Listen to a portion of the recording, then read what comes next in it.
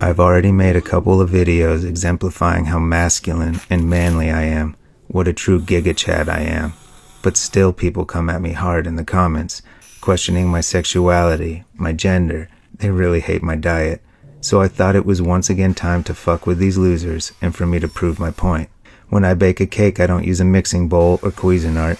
I use a screw bucket and a 7.5 amp whole hog to make my batter silky, moist, and smooth. When I spread the dairy-free icing, I use a machete, and when it's time to light the candles, I use a 2,370-degree torch. You think I form my lips together and blow the candles out with what? My mouth? I use a 60-decibel air compressor and a sawzall with an aggressive 12-inch blade to cut it. Time to do the dishes. Well, I don't use a fucking dishwasher or my hands like some beta cuck soy boy. I put them in a steel cage and use a 3600 PSI gas-powered pressure washer to get them to sparkle and shine. I know y'all like eating nuts too, but the difference is I use a rotary hammer and a chisel bit to bust them open and gobble down the meaty morsels. When it's time to bathe, I fill a hollowed-out spruce trunk with one of America's finest, frothiest lagers, and as a final rinse, I fill a massive stump with 46 gallons of delicious 80-proof whiskey. My favorite way to chop wood is by using a 14-foot-tall Halifax gibbet outfitted with a 24 by 36-inch 87-pound blade made out of 3/8 steel. If I do split wood with an axe, I make sure to rock a kilt and do it shirtless. I mean, really, what's more manly than that? Come to think of it though, what's the difference between a kilt and a skirt? I have no fucking clue. Just remember, manliness isn't determined by what you wear, what you eat, or who you sleep with. Gender roles are social constructs perpetuated by the patriarchy and designed as a way to make everyone conform by reinforcing